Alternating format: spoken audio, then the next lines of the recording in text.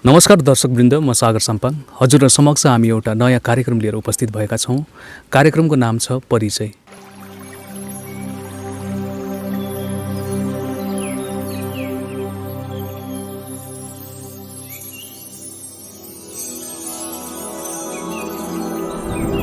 यस कार्यक्रम अन्तर्गत हामी हाम्रा भेगका कतिपय कला, साहित्य, शिक्षा, समाजसेवा, खेलकुद आदि इत्यादि विषयमा संलग्न रहेर कार्य गरिरहेका व्यक्ति विशेषहरू कहाँ पुगेर उहाँहरूसँग हामी परिचय साट्ने, साथसाथै तपाईँहरूलाई उहाँहरूसँग हामी यस सोसियल मिडियाको माध्यमद्वारा साक्षात्कार गराउने, या छोटकरीमा भन्नुपर्दा एउटा इन्टरभ्यू सेसनको यो पहिलो एपिसोडको निम्ति हामी तोङसोङ चियाबारी पहिला गाउँका बासिन्दा, एक असल चित्रकार, मूर्तिकार, एकाङ्कीकार, या समग्रमा भन्नुपर्दा एक सृजनशील व्यक्ति श्रीमान शबद कुमार राई साइनुले मेरो बडा पर्नुहुन्छ। उहाँको घर आँगनमा उहाँले व्यतीत गर्नुभएका र गर्दै गर्नुभएका उहाँको यो कलाकारिताको एउटा पाटो बोकेको जिन्दगीलाई बुझ्न भनी यो अन्तर्वार्ता उहाँसँग सुरु गर्छौँ। स्वागत छ बडा हजुरलाई। स्वागत छ, नमस्कार। सन्चै हुनुहुन्छ अहिले? हजुर सन्चै छु।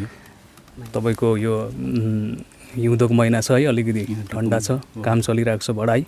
चलिरहेको छ, गरिरहेको छु अहिलेसम्म। बडालाई हामीले सानैदेखिको यत्तिकै देखेको बडा, उमेर चाहिँ कति पुग्नु? उमेर भर्खरै 65मा। 65 भने कलिलै छ उमेर है बडा? 65 मेरो लागि त कलिलै। यो कलाकारिता क्षेत्रमा कार्य गर्ने अझै तपाईँसँग जोस छ? जोस है। एक दुईवटा तपाईँको व्यक्तिगत जीवनबारे एक दुईवटा प्रश्न गर्न चाहन्छु बडा है।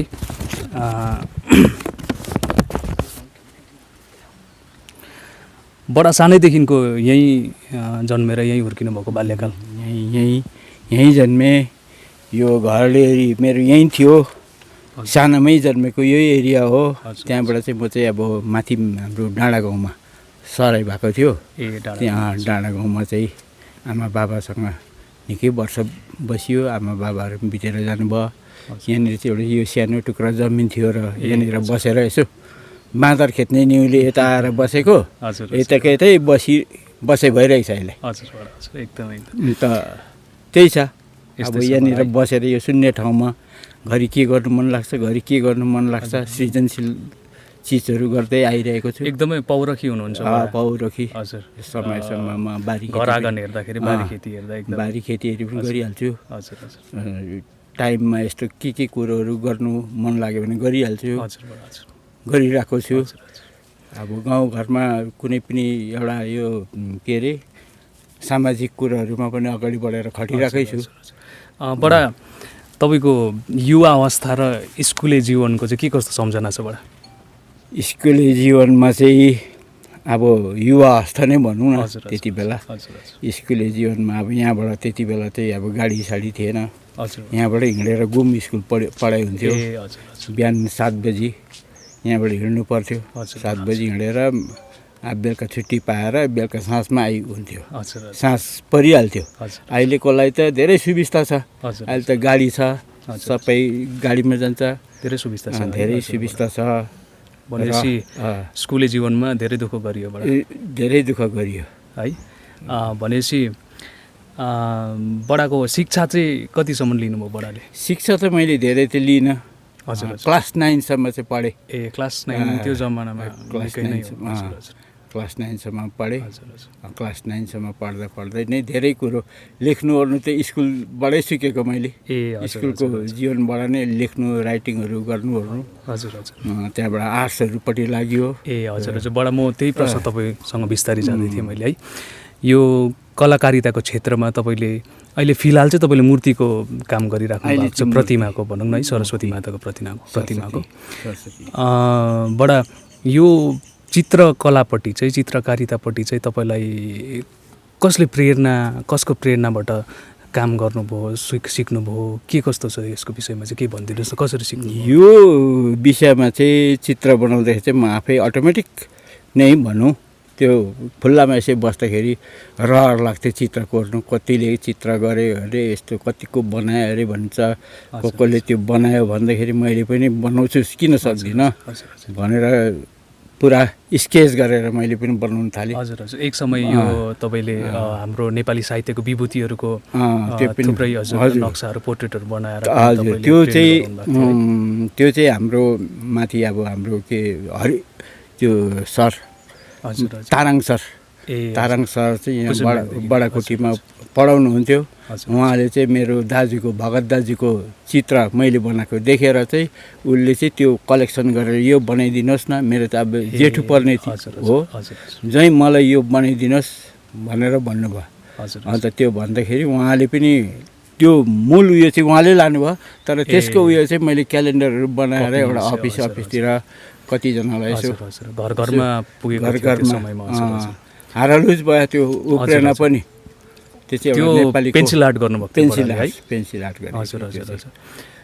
अहिले पनि त्यो प्रतिहरू त्यसको कपीहरू के अभाइलेबल छ, बडा उपलब्ध छ कि? अब त्यसको कपी त कतिजनाकोमा छ, अहिले मसँग चाहिँ छैन है।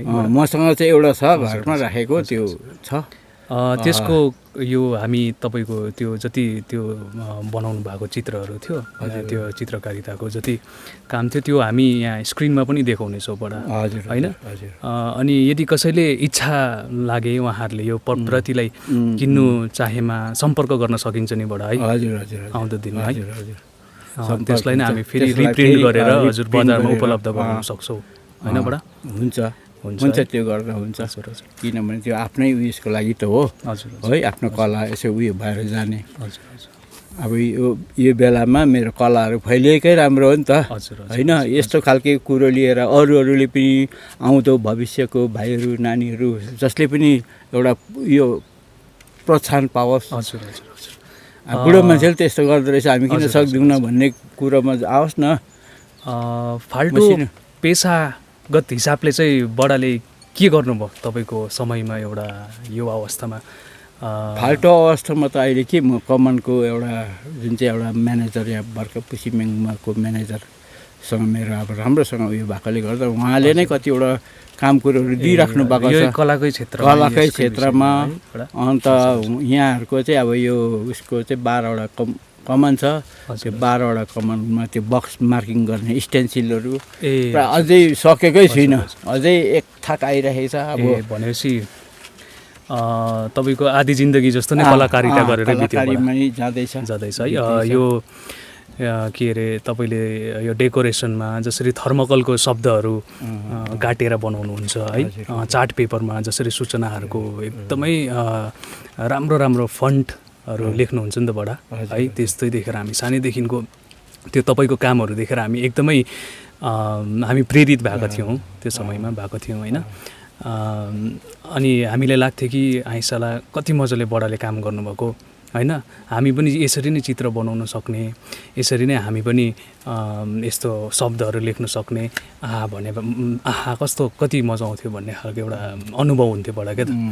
अहिलेको पिँढी पनि जो तपाईँको कामहरू हेरेर जति पनि प्रेरित हुन्छन् उनीहरूलाई के भन्नुहुन्छ बडा? यो क्षेत्रमा पस्नको निम्ति हामीले प्रशिक्षण एउटा ट्रेनिङ लिनै पर्छ कि तपाईँको जसरी काम गरिराख्नु भएको छ त्यसमा तपाईँले ट्रेनिङ लिएर गर्नुभएको कि आफ्नै अनुभवले गर्नुभएको? अनुभव, यसमा ट्रेनिङ लिनुपर्छ भन्ने छैन।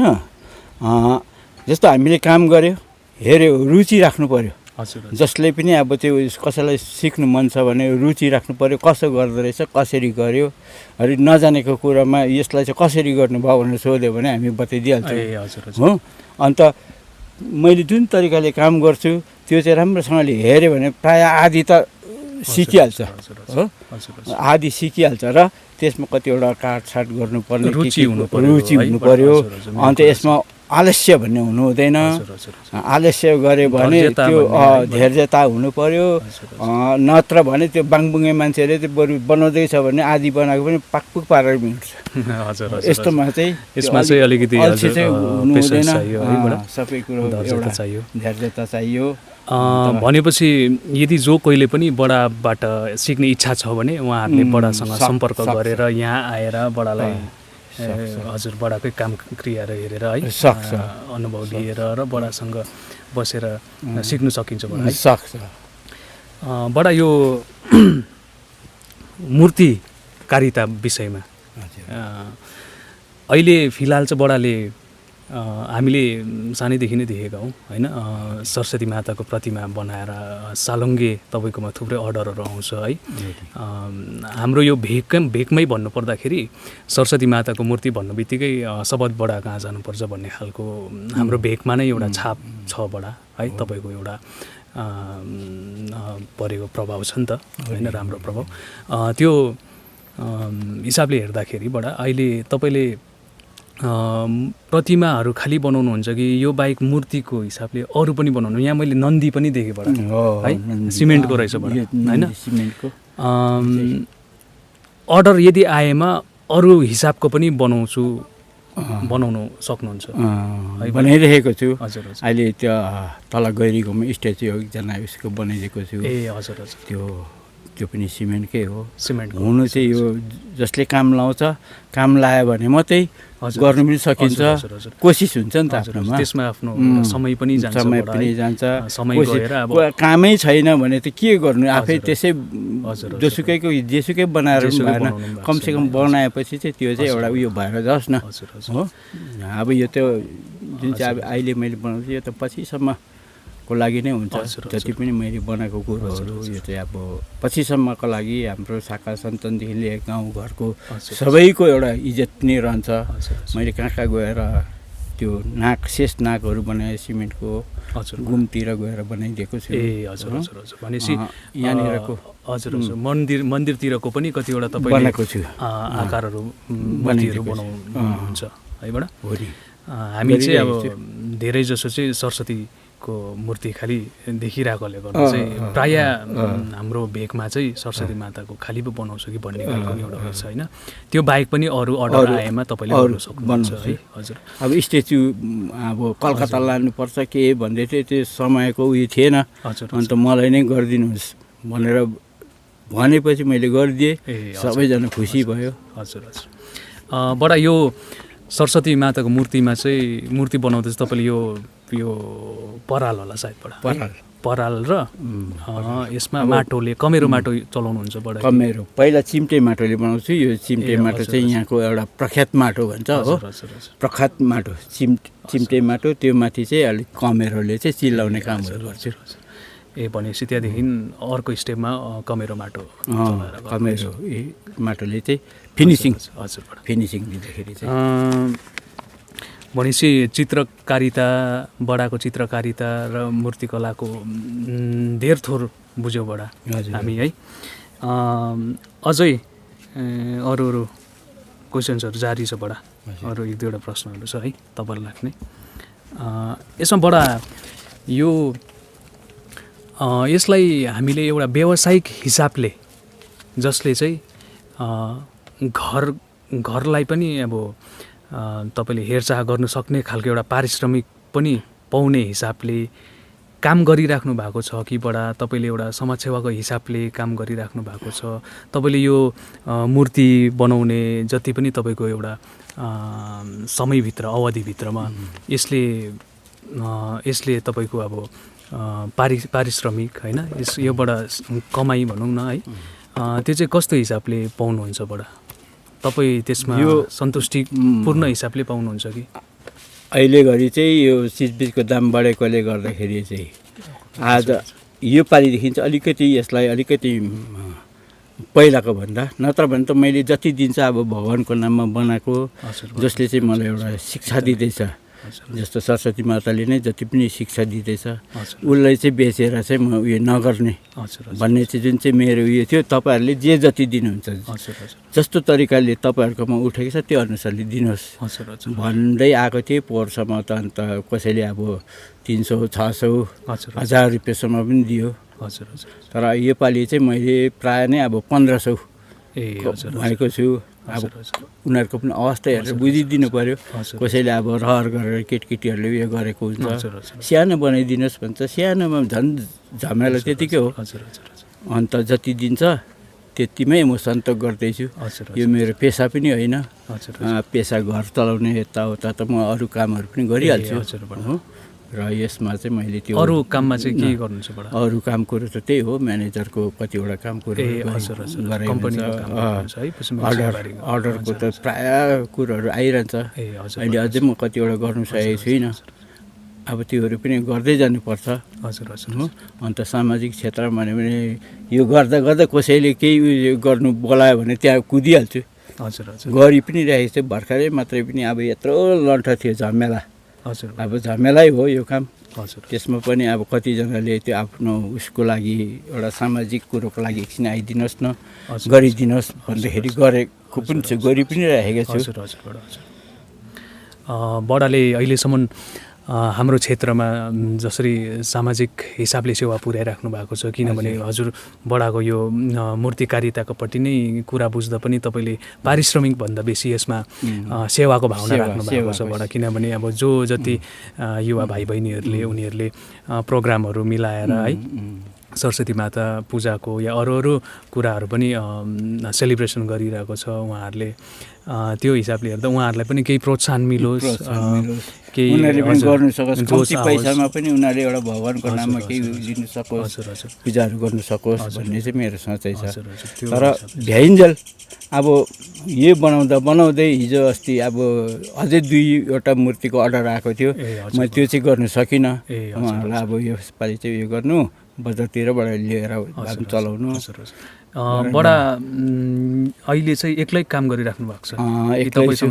मेरो सानो नातिनीलाई सिकाउँदैछु। हजुर हजुर। यो नातिनीलाई अब भविष्यको अब पहिला थियो नि गरिदिने सघाउनेहरू, मेरो छोराहरू रजतहरू रोहनहरूले सघाउँदै थियो। यसले यो रसिद छ एउटा सघाउने, यिनीहरूलाई फेरि त्यो यिनीहरूले पनि त्यो सघाएको मात्रै होइन, उनीहरूलाई पनि कतिवटा उयो हुन्छ, त्यसलाई सिक्दै जान्छ। हजुर हजुर हजुर।